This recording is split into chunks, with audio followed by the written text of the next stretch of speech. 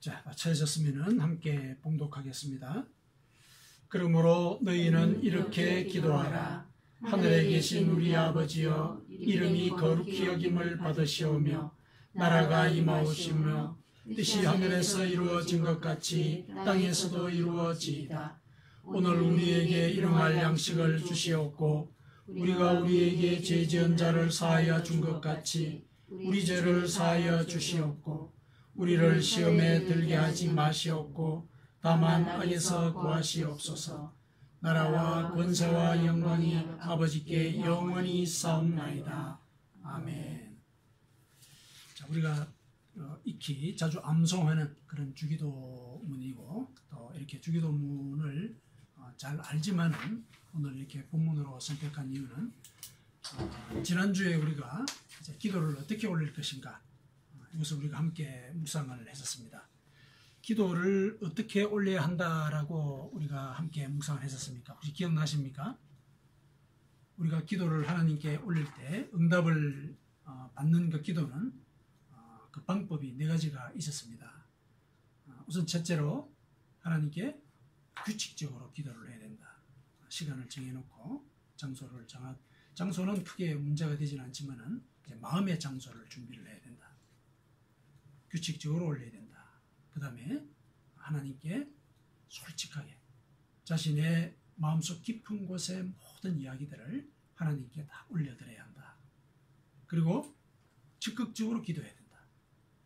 이 기도 그냥 들어주십시오 이런 차원의 문제가 아니라 구체적으로 고민한 내용, 그 내용을 하나님께 올려드려야 한다 그랬습니다. 그리고 마지막으로 이 기도가 이루어질 것이다 이렇게 믿으면서 기도를 올려라. 이렇게 이제 우리가 지난 시간에 기도의 방법을 묵상을 했었습니다.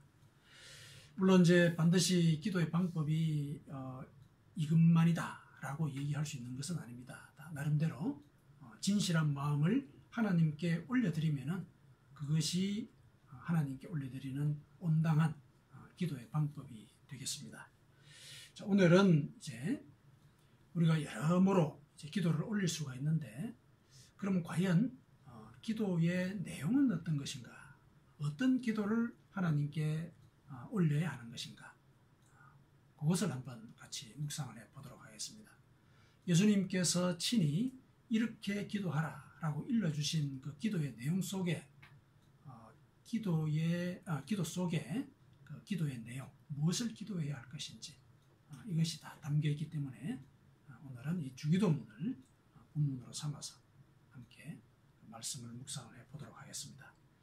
그래서 여기서 너희는 이렇게 기도하라 이랬을 때 이렇게라고 하는 것이 우리말로는 이제 방법을 가르치는 것으로 1차적으로 의미가 되지만은 이와 같은 내용으로 이렇게도 이해가 되는 부분입니다.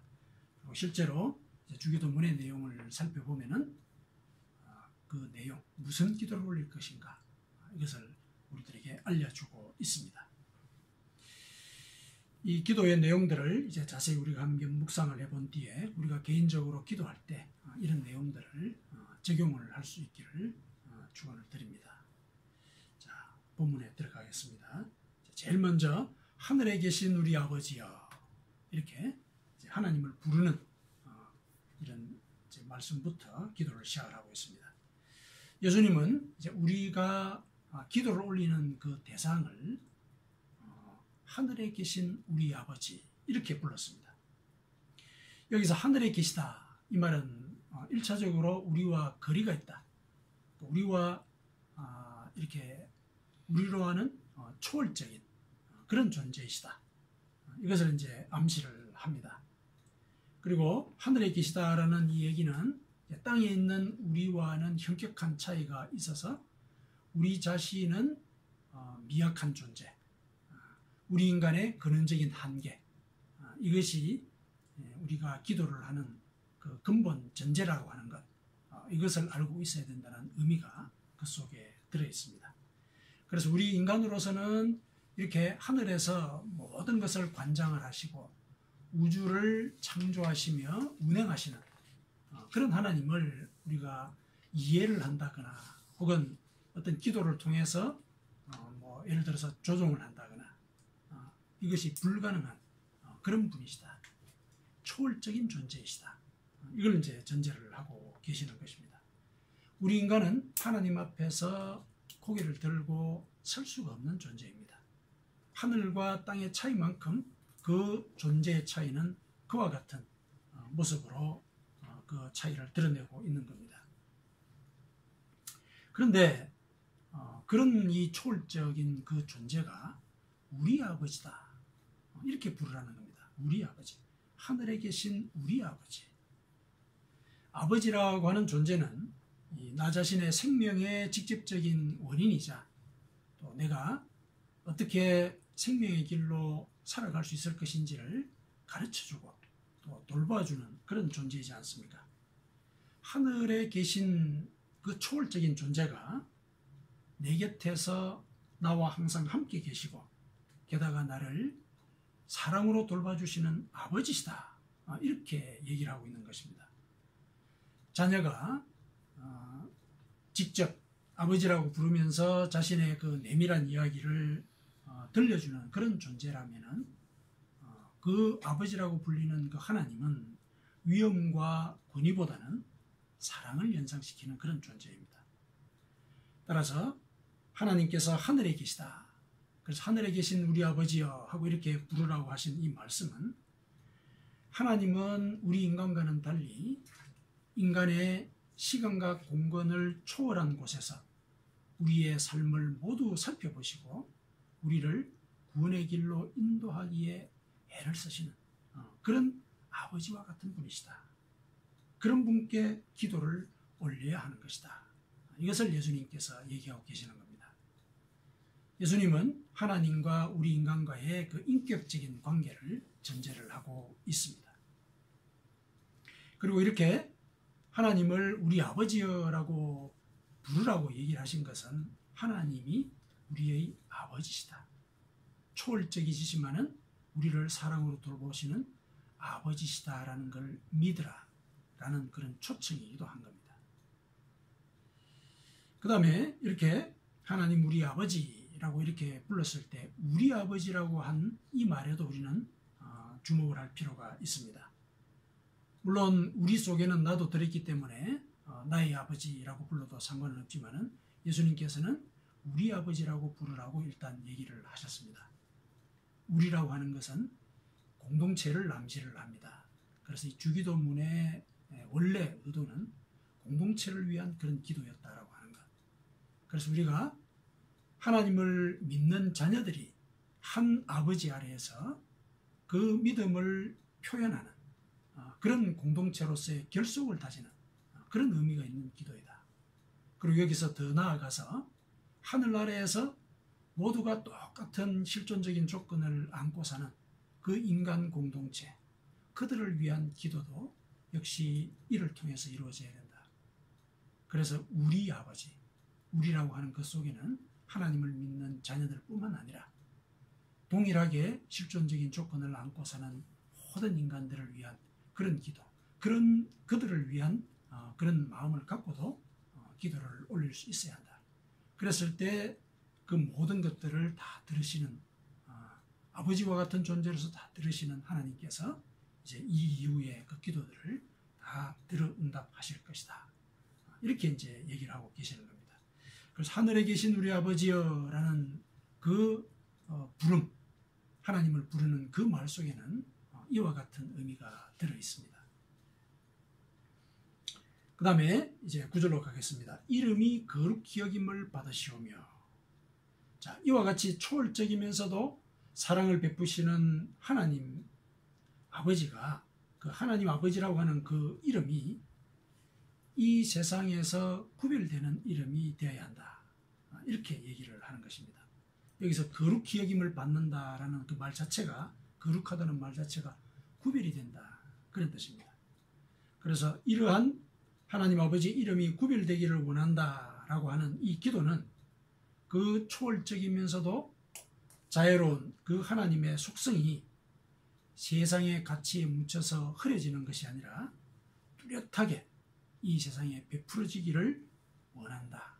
그런 뜻입니다. 이 세상에서 인간으로서의 아버지는 이제 대개 우리가 성장기 동안 그 경험했던 아버지의 모습을 연상을 시킵니다.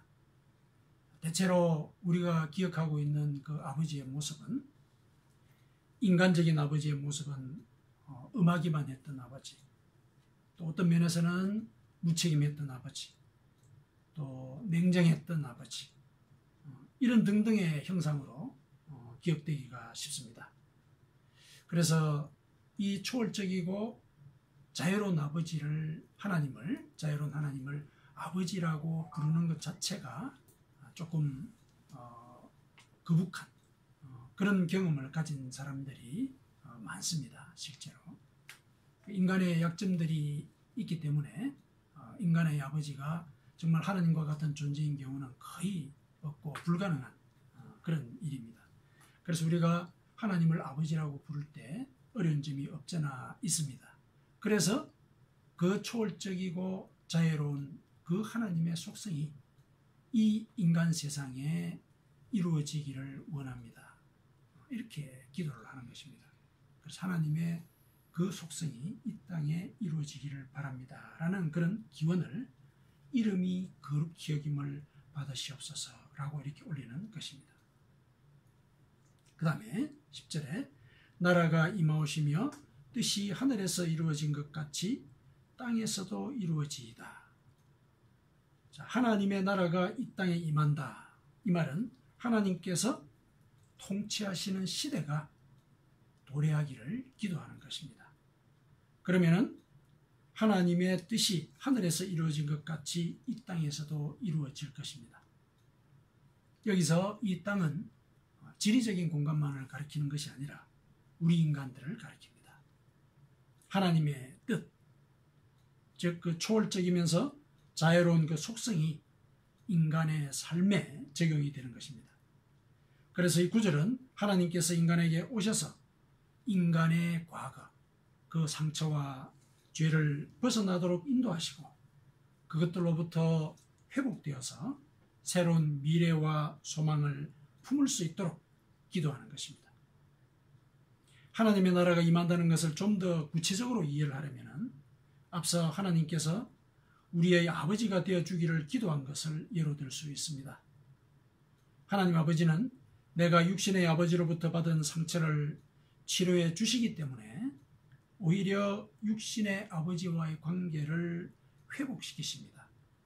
그러면 나는 과거의 상처로부터 벗어나서 아버지라는 존재 자체를 새롭게 이해하고 또 이어서 나 자신이 아버지로서 혹은 어머니로서 어떻게 살아야 할지를 가르쳐 주시는 이제 그런 과정을 우리는 얻게 됩니다. 이것이 바로 초월적이면서도 자유로운 하나님의 나라와 그 뜻이 인간에게 이루어지는 과정인 것입니다. 그 다음에 11절에 오늘 우리에게 일용할 양식을 주시옵고, 자, 이 구절은 하나님의 뜻이 인간에게 이루어질 때 그 방해되는 그 요소를 제거해 달라 이렇게 기도하는 것입니다. 인간은 육신을 입은 존재이기 때문에 육신의 필요, 즉 가장 비근하게는 의식주의 문제, 이것으로부터 또 파생되는 다양한 욕구들, 이런 것들을 안고 삽니다. 이러한 필요와 욕구들은 우리의 생존과 직결이 되는데 하나님의 뜻은 우리가 이와 같은 생존의 문제를 하나님께 맡기기를 우리에게 요청하고 계십니다. 예수님께서는 너희 하늘 아버지께서 이 모든 것이 너희에게 있어야 할 줄을 아시느니라 이렇게 말씀을 하셨습니다. 그래서 예수님께서는 우리가 우리의 필요를 하나님께 구할 때 하늘에 계신 너희 아버지께서 구하는 자에게 좋은 것으로 주시지 않겠느냐 이렇게 반문을 하셨습니다. 하나님께서 일상의 필요를 채워주신다 이렇게 말씀하신 것입니다. 이렇게 믿고 하나님께 우리의 필요를 구하라는 것입니다. 그랬을 때 하나님께서는 하나님의 나라와 그분의 의로움이 실현되도록 하기 위해서 우리의 생존의 문제를 책임져 주십니다. 그 다음에 12절로 가겠습니다. 우리가 우리에게 죄 지은 자를 사하여 준 것 같이 우리 죄를 사하여 주시옵고.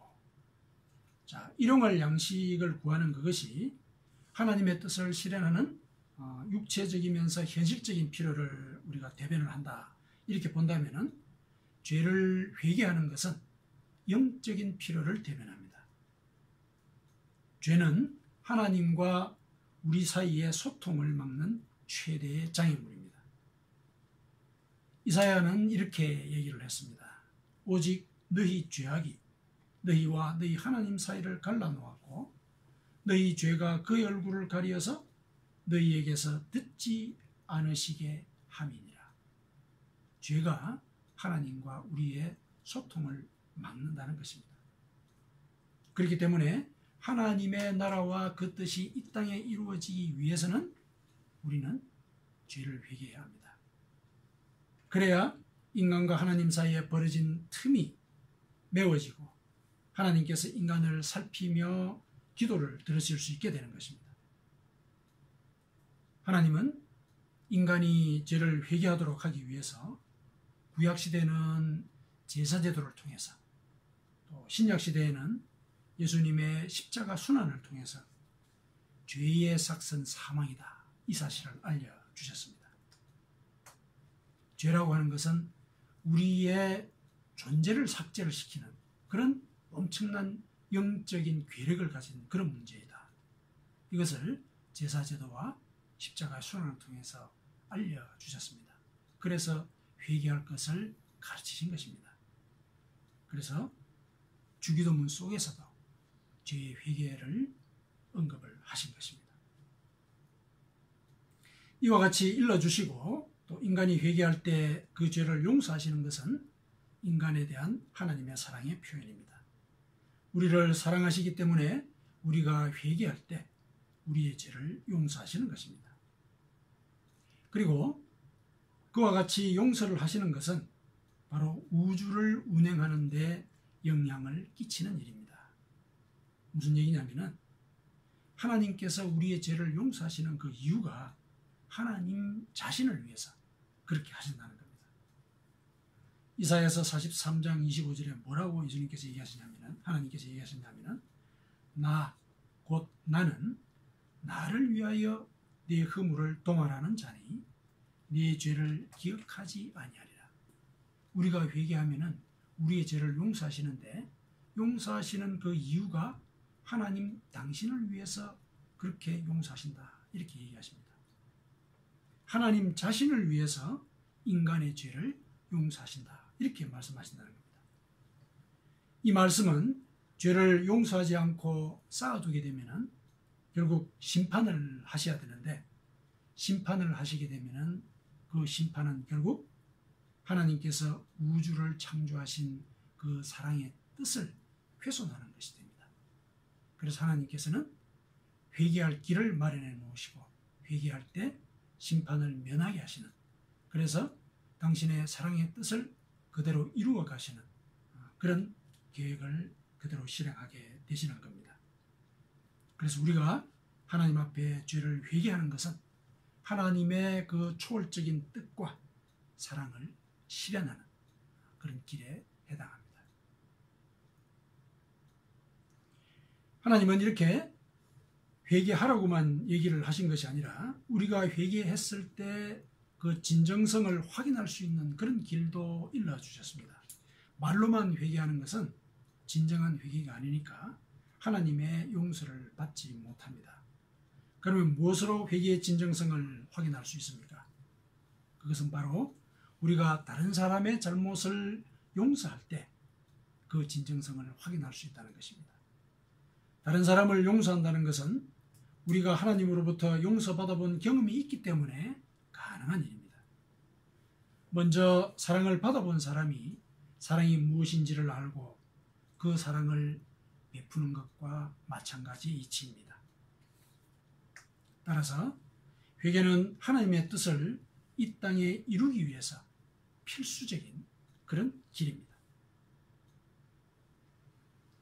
예수님께서 이 회개를 다시금 강조하신 그 뜻이 또 드러나는데 어디서 드러나냐면은 이 기도문 뒤에 14절 15절에 다시 한 번 더 회개를 강조하는 말씀을 하셨습니다. 너희가 사람의 잘못을 용서하면 너희 하늘 아버지께서도 너희 잘못을 용서하시려니와 너희가 사람의 잘못을 용서하지 아니하면 너희 아버지께서도 너희 잘못을 용서하지 아니하시리라. 기도문 속에 여러 가지 기도할 내용들이 많이 있었는데 굳이 이 용서와 관련해서 회개와 관련해서 한 번 더 강조를 하신 겁니다. 그만큼 회개가 중요하다. 용서가 중요하다. 그런 뜻을 우리들에게 일러주신 것입니다. 14절 15절의 그 말씀의 의조를 보면은 예수님께서는 용서를 권유하고 계신 것이 아닙니다. 명령하고 계십니다. 용서가 바로 진정한 회개의 표시이기 때문에 이같이 명령을 하신 것입니다. 13절로 넘어가겠습니다. 우리를 시험에 들게 하지 마시옵고 다만 악에서 구하시옵소서. 인간이 하나님의 인도를 따라서 회개함으로써 하나님과 소통을 하게 되면 하나님의 나라와 그분의 의로움이 이 땅에 이루어지게 됩니다. 그런데 이 과정에는 그저 순탄하게 이루어지지 않는다고 하는 것, 이걸 우리가 경험을 통해서도 알고 있습니다. 우리의 본능과 또한 육신의 소욕, 그리고 그 이면에 우리의 정욕과 본능을 부추기는 그런 영적인 세력이 분명히 있습니다. 악한 영적인 세력의 존재가 우리의 영적인 생활과 기도를 방해한다는 것입니다. 우리는 이 세상을 살면서 우리의 선한 의지나 하나님의 뜻만을 쫓으며 살지는 못합니다. 욕망과 욕구의 조종을 받기도 하고 또 세상을 지배하는 존재의 영향을 받기도 합니다. 그래서 시험에 들기도 하고 악한 짓을 하기도 하는 것입니다. 우리를 그렇게 만드는 그런 존재를 예수님께서 뭐라고 그러셨냐면 옛뱀, 곧 마귀라고도 하고 사탄이라고도 하며 온 천하를 꿰는 자, 이 자가 우리를 하나님으로부터 멀어지도록 그렇게 유혹하고 시험을 들게 만든다라고 이렇게 알려주고 계십니다. 이 사탄은 예수님도 유혹을 했습니다. 예수님의 사역 초기에 사탄은 예수님을 데리고 가서 천하 만국의 영광을 보여주면서 이 모든 권위와 영광을 내가 네한테 주겠다.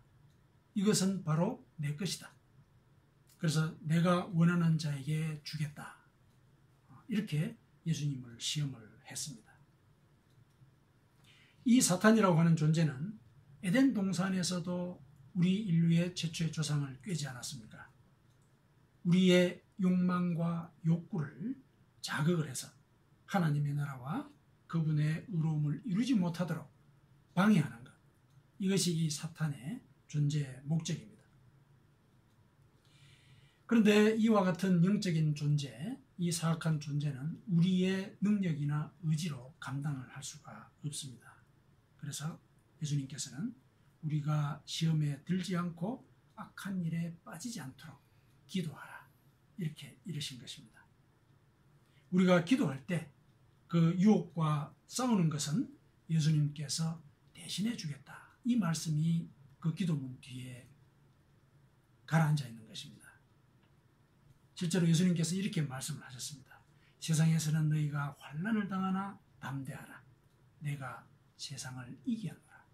이때 이 세상은 세상의 지배자, 곧 사탄을 얘기합니다. 그래서 예수님을 믿는 그 믿음에서 우리가 예수님께서 나의 유혹과 나의 육신의 약함을 대신 싸워줄 것을 간구를 해야 된다. 그 말씀을 일러주신 것입니다. 이 시험과 관련해서 바울 사도는 이렇게 얘기를 했습니다.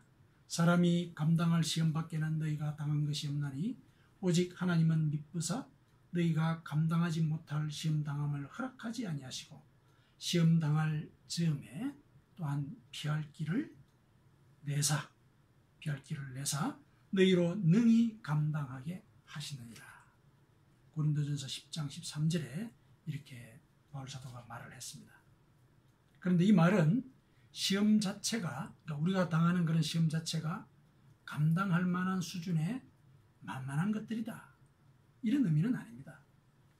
우리가 기도할 때 그 시험을 감당할 힘과 지혜를 주신다, 그런 뜻입니다. 결국 이렇게 기도하라는 얘기는 성령의 도우심을 간구하라, 이런 권고입니다. 우리가 하나님을 믿는다고는 하지만은 늘 시험을 받기 때문에 믿음을 잃을 수도 있습니다. 따라서 시험이 닥치고 악한 세력이 공격을 할 때 우리는 그것을 이겨낼 수 있도록 기도해야 합니다. 그 기도는 우리가 참 진리의 빛을 쫓도록 성령께서 인도해 주시기를 요청하는 것입니다. 성령님께서는 보혜사, 돕는 자로서 우리에게 하나님께서 보내신 분이십니다. 그가 너희에게 모든 것을 가르치고 내가 너희에게 말한 모든 것을 생각나게 하리라. 성령께서 우리와 함께 계시면은 이것이 시험인지 유혹인지 혹은 진리의 길인지 일러주신다는 겁니다. 그래서 우리가 어렵고 힘들고 혹은 어떤 가치관이 모호해지는 그런 상황을 접하게 되었을 때 우리는 기도해야 합니다. 성령께서 진리를 일러주시라고 기도해야 합니다. 그랬을 때 우리는 늘 회개하면서 경건한 삶을 살아갈 수 있게 되는 것입니다. 마지막에 이제 괄호 속에 들어있는 말씀입니다. 나라와 권세와 영광이 아버지께 영원히 싸움나이다. 아멘. 자, 이 구절이 괄호 속에 들어있는 이유는 성경의 판본이 이제 여러 가지인데 여러 개의 판본 중에서 이 구절이 없는 판본도 있기 때문에 괄호를 넣어놓은 것입니다. 복음서 중에 누가복음에도 보면은 이 구절이 없습니다. 누가복음 11장에 보면은 주기도문이 나오는데 거기에는 이 구절이 없습니다. 그런데 왜 여기에 이런 구절이 들어있는가? 이건 아마 이제 유대인들이 하나님께 예배를 드리면서 유대인들의 전통을 따르면은 항상 하나님께 영광과 찬양을 올리는 송영이라고 하는 그 부분이 기도 말미에 늘 있습니다. 그래서 그 전성을 따라서 아마 후반에 이제 첨가되었을 이제 그런 가능성이 있습니다.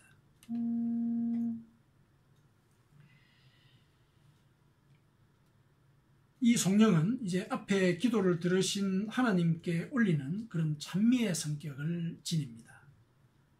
우리나라 이 번역본에 따르면 예전에 이 구절 앞에는 그러니까 대개 나라와 건세와 이렇게 해서 대개라는 말이 붙어 있었습니다. 이 대개라는 말은 성경 원본에 보면은 이제 호티라고 하는 접속사를 번역을 한 것입니다. 우리말로 이 대개라고 하는 것은 이 일의 큰 원칙으로 말하건대 그런 뜻입니다. 대체로 뭐 이런 개념보다는 큰 원칙으로 말해서 볼 때 이런 뜻을 이제 갖는데 전체 맥락을 볼 때 이 대개란 말이 이제 오역이 된 것은 아닙니다. 그런데 대개라고 쓰면은 앞에 기도를 올린 뒤에 결론을 내리는 이제 그런 성격이 있습니다. 그런데 원문을 이제 그대로 번역을 하자면은 왜냐하면, 그러니까 원래 호티라고 하는 그 접속사의 뜻이 왜냐하면 그런 뜻입니다. 그러니까 앞에 기도를 이렇게 올렸는데 왜 그런 기도를 올렸느냐 하면 이제 그런 뜻이라는 얘기입니다. 기도 속에 암시된 이제 하나님의 나라와 건세와 영광이 영원히 하나님 아버지의 것이기 때문에 우리가 앞과 같은 그런 기도를 올린 것입니다. 그런 뜻이라는 겁니다. 하나님은 하나님 나라의 초월적인 섭리를 이 땅에 베푸시고 인간에게 일용할 양식을 공급하시고 또 죄를 용서하시고 악한 세력으로부터 구원하시는 권세를 베푸시는 그런 분이십니다. 그리고 그 권세를 통해서 그분의 나라가 이 땅에서도 이루어지게 하십니다. 그분의 영광은 하늘에서부터 영원하십니다. 이렇기 때문에 이와 같은 기도를 올리는 것입니다. 이런 의미로 뒤에 붙인 것입니다. 현재는 이제 주기도문을 암송을 할 때 대개가 다소 모호하다는 그런 이유 때문에 그 단어를 빼는 경향이 있습니다. 그런데 이 구절 자체가 앞의 기도에 대한 근거이다 라는 사실을 기억할 필요가 있습니다. 하나님은 이 같은 찬양을 받으시기에 합당하기 때문에 우리가 이런 기도를 올리는 것입니다. 자, 이상과 같이 주님께서 가르치신 기도는 우리가 일반적으로 생각하듯이 우리의 일상적인 필요를 해결하는 목적과는 거리가 있어 보입니다. 영적으로 엄숙하기만 한 그런 기도로 들립니다. 기도를 하나님께 대해서 속마음을 알려드리는 이야기라고 이렇게 정의를 하면서 이렇게 엄숙하기만 한 기도를 모범으로 삼는다는 것은 다소 모순이 되는 것 같습니다. 그렇게 비칠 수 있습니다. 하지만 예수님께서 이렇게 기도하라고 가르치신 맥락을 이해하면 주기도문이 그러한 일상의 고민도 포괄하고 있다 하는 사실을 알 수 있습니다. 예수님께서 기도문을 가르치신 이유는 당시에 이제 종교인들이 공공장소에서 고상한 말투로 기도하거나 또 이방인들처럼 중언부언하는 그런 주문식의 기도를 올렸기 때문에 그런 기도를 올리지 마라. 이런 차원에서 이 기도문을 가르치신 것입니다. 기도는 남한테 보이려고 하는 것이 아니고 또 생활의 필요를 만족시키기 위해서 주문을 외듯이 그렇게 하는 것이 아니다. 이걸 일러주시기 위해서 이 기도문을 알려주신 것입니다. 그래서 이런 경우가 아니라면 우리의 속마음과 일상의 필요를 다 아뢰어도 됩니다. 그래서 예수님께서는 네 골방에 들어가서 문을 닫고 은밀한 중에 계시는 네 아버지께 기도하라. 은밀한 중에 보시는 네 아버지께서 갚으실 것이다. 이렇게 말씀하셨습니다. 은밀하게 기도하라는 겁니다. 네 속마음을 다 털어내놓고 얘기하라. 그리고 하나님은 구하기 전에 너희에게 있어야 할 것을 하나님 너희 아버지께서 아시기 때문에 하나님의 나라와 그분의 의로움을 구하는 기도를 올릴 것을 권고하셨습니다. 그래서 이와 같은 주기도문의 내용이 구성이 된 것입니다. 우리에게 필요한 육신의 여러 가지 욕구들, 이것을 알고 계신다. 알고 계시기 때문에 오히려 하나님의 나라와 그분의 의를 구하는, 의로움을 구하는 그런 기도를 올릴 때 그 모든 육신의 필요도 함께 더해줄 것이다. 다 채워줄 것이다. 이렇게 말씀을 하신 것입니다.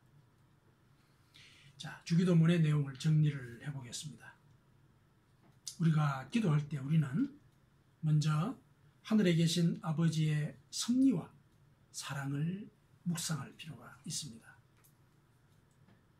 그리고 그 가운데 그 영광을 가리지 않도록 우리의 일상적인 필요를 채워주실 것을 기도해야 합니다. 그리고 영적으로 우리는 하나님의 뜻이 내 삶 속에서도 그대로 이루어지도록 우리는 죄를 회개해야 합니다. 이것이 기도의 중요한 내용입니다. 그러나 무엇보다 기도가 그저 말로나 생각으로만 올리는 것이 아니라는 사실, 이것도 명심을 해야 됩니다. 왜냐하면 하나님의 나라가 이 땅에 이루어지기를 이렇게 기도하지 않았습니까? 이 땅에 이루어지기를. 이것은 뭐냐면은 기도하는 우리가 하나님의 나라와 그분의 뜻을 이루기 위해서 활동을 해야 된다. 노력을 해야 된다. 이 사실을 일러주는 것과 동시에 이 기도를 하는 사람이 그와 같은 다짐을 하나님께 올려드리는 것입니다. 회개를 강조하신 그 말씀 속에 이와 같은 그 기도가 행동화되어야 된다는 내용이 암시되어 있지 않습니까? 기도는 직접 남을 용서함으로써 하나님의 말씀을 실천하는 행위까지를 포함한다. 기도는 그저 말에 그치는 것이 아니다. 생각으로 묵상하는 것에 그치는 것이 아니다. 기도는 실행하는 것이다. 우리가 기도한 그 내용을 실행을 할 때 하나님의 나라와 건세와 영광이 영원히 빛나는 것입니다. 그렇기 때문에 기도는 내가 의롭고 자유로운 하나님을 믿고 있다는 사실과 또 하나님의 말씀을 실천하고 있다는 사실을 하나님 앞에 선언하는 것입니다. 하나님께 우리의 삶을 기도로 바칠 때 하나님은 이 모든 것들 속에 암시되어 있는 그 모든 것들은 우리의 상상을 초월하는 것들입니다. 이 모든 것들을 우리에게 베풀어 주실 것입니다. 이것은